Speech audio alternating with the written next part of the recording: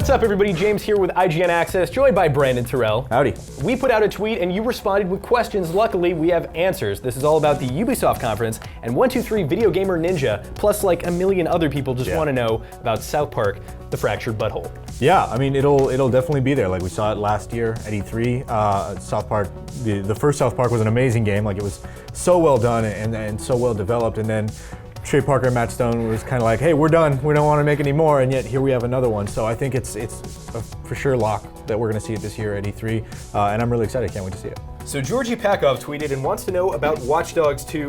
We got an intro trailer as well as a preview. That's our preview. You can check out on IGN.com. But what more can you tell me there? Yeah, so with the announcement trailer and our preview that we put up, there's a lot of new information coming out about Watch Dogs 2. Set in San Francisco. I know we're a little biased since we live here, and it looks like there's a lot of cool places, cool districts and neighborhoods that they really, went to the lengths to recreate in the game.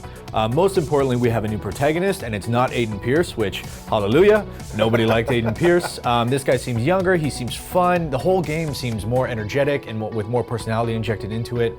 There's a bunch of new hacks that I saw just from the announcement trailer alone. It looks like you have a drone and this cool little RC car, and more importantly, you can actually hack cars now and drive them around. So it looks like they're amping up all of the hacking abilities that were sort of introduced the first time around.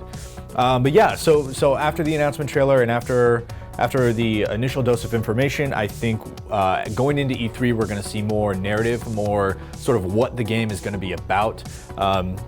You can tell CTOS, which is this sort of citywide smart program that controlled the city of Chicago in the first game. It's back. The hacker group is back as well, so I think we're going to get more details about how those two are interacting. So a tweet from Emperor Grunfeld wanted to know about For Honor. Great name. Yeah. For Honor was a game that a lot of people really enjoyed E3 last year. Sure. So can you tell me a little bit about what it was like playing it and also what we're expecting to see? Yeah, so I was actually one of those people. For Honor was my game of the show last year, just because I'm such a big nerd when it comes to like medieval combat and all that. I mean, if you don't know what For Honor is, it's knights versus samurai versus Vikings, and you have this really cool system where you block up and down and left and right, and so it's sort of this tactical edge as well. Last year we saw a multiplayer mode, just one single map, and it was 2 teams of knights.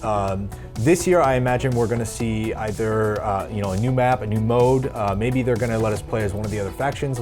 Like I said, last year was just the knights. I don't know anything about a narrative or a single player. I assume if it's there, we're going to maybe get a little taste of that as well at this E3. But I can imagine we're going to see at least another a map or a mode for that game as well, and probably play as either the samurai or the Vikings this time around. It's exciting. It struck me as a multiplayer game, kind of akin to a Mount & Blade or a War of the Roses. Yeah. That genre has been around for a very long time on PC, and it's extremely fun. Yeah. So moving to a more well-known franchise, Ghost Recon Wildlands, maybe a little bit of a departure from previous titles. Can you let us know what you know about that game and what you think we'll see at the conference? Sure. Well, we just saw that really epic CGI trailer drop, right? And Ryan McCaffrey and I scoured it looking for all kinds of stuff.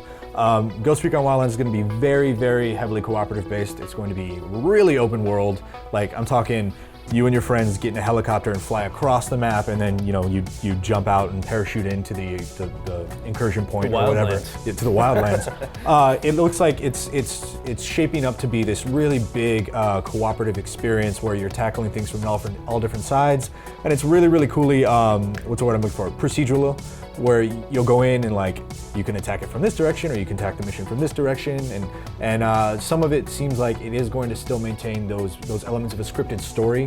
There was one scene in the trailer where you get in the compound and then they show another scene where you're escaping through a van and explosions are going off and all that, and that has to be scripted, right? Like, you have to set that stuff up. So it looks like it's going to deliver the kind of narrative that we know from a Ghost Recon game, but it's going to be really heavily cooperative and sort of like choose your own adventure based. It's fantastic. That was some of my favorite parts about The Division, which has already had 3 expansions announced, and one can only assume that we'll see more of that. I would imagine the first paid expansion that we're going to see, I think it's Underground, I want to believe.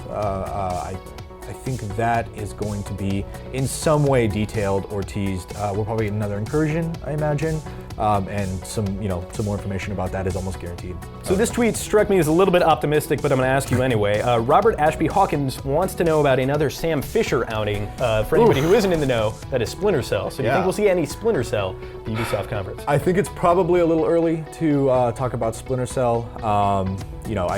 I haven't heard anything about it. We don't have any information on another one. We know there's rumors about a movie in the works, and Tom Hardy is set to play Sam Fisher. So we'll see. We'll see what that's like. I think you'll probably hear details about the movie before you hear about another game. Right, and we would be remiss not to talk about Assassin's Creed Sure. or a lack thereof. Yep, There was they're an taking the year off. Right, a little bit earlier. But do you think we'll see anything for like a 2017, 2018? No, I don't. I think Ubisoft's already got. We've been talking for a while. They've already got a fairly healthy lineup going into E3. I think you'll probably hear details about the movie, which is it's fairly common knowledge now. Everyone's seen that awesome trailer that they showed. Another chance for redemption for video game movies. I'm hopeful. I'm looking forward to this one, man. It looks good. I mean, if anyone can do it.